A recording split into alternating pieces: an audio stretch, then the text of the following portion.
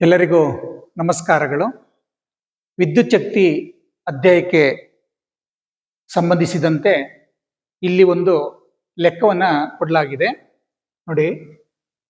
5 ohm ರೋಧಕದಿಂದ ಪ್ರತಿ 2 ಸೆಕೆಂಡಿಗೆ 1000 joule ಉಷ್ಣ ಶಕ್ತಿ ಉತ್ಪತ್ತಿಯಾಗುತ್ತಿದೆ. ವಿಭವಾಂತರವನ್ನು ಕಂಡುಹಿಡಿಯಿರಿ ಅನ್ನುವಂತ ಒಂದು ಲೆಕ್ಕವನ್ನ ಕೊಡಲಾಗಿದೆ. ಈಗ 5 ಓಮ್, ಈಗ ನಾವು ಚಿಹ್ನೆ ಬರ್ಕೊಳ್ಳೋಣ. ಆರ್ ಕೊಟ್ಟಿದ್ದಾರೆ, ಪ್ರತಿ 2 ಸೆಕೆಂಡಿಗೆ ಟಿ ಕೊಟ್ಟಿದ್ದಾರೆ, 1000 ಜೌಲ್ ಎಚ್ ಕೊಟ್ಟಿದ್ದಾರೆ, ಮತ್ತೆ ವಿ ಕಂಡುಹಿಡಿಬೇಕು ಇಲ್ಲಿ. ಓಕೆ ಓಕೆ ಇಲ್ಲಿ ಆರು, ಟಿ, ಎಚ್ ಮತ್ತು ವಿ ಇದೆ.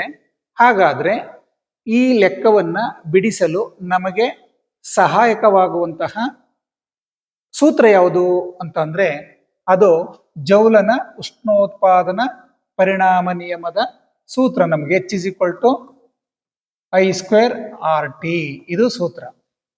ಈಗ ಕೊಟ್ಟಿರ್ತಕ್ಕಂಥ ದತ್ತಾಂಶಗಳನ್ನ ನಾವು ಈಗ ಬರೆಯೋಣ. ಏನ್ ಕೊಟ್ಟಿದ್ದಾರೆ? H = 1000 joule, R = 5 ohm, T = 2 ಸೆಕೆಂಡ್ಗಳು. ಇನ್ನು V ಕಂಡಿಡಿಬೇಕು.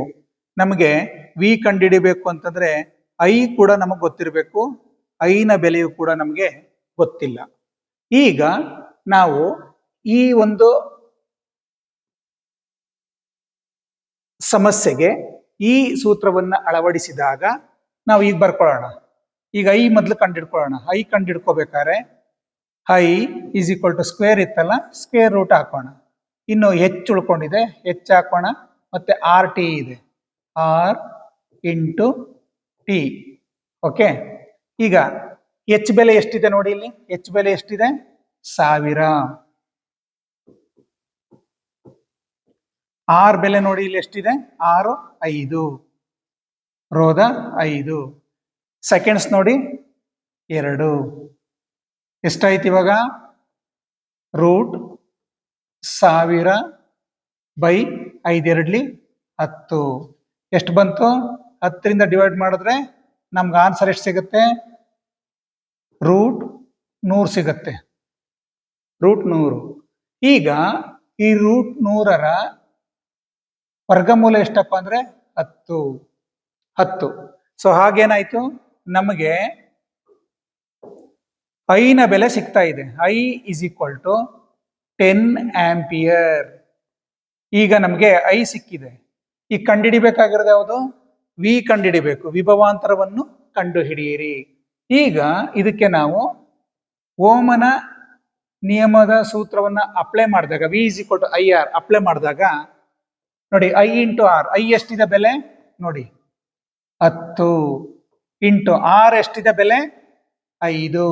10 into 5, 10 5 50 volt. So we = 50 volt ಸರಿಯಾದ ಉತ್ತರವಾಗಿದೆ. ಇದೇ ರೀತಿ ಲೆಕ್ಕಗಳನ್ನ ನೀವು 5 ಇರೋ ಜಾಗದಲ್ಲಿ 4, 2 ಸೆಕೆಂಡ್ ಇರೋ ಜಾಗಕ್ಕೆ 1 ಮತ್ತೆ 1000 ಜೌಲ್ಗೆ 100 ಹಾಕೊಂಡು ಇದೇ ರೀತಿ ಲೆಕ್ಕವನ್ನ ಮಾಡಿ. Thank you.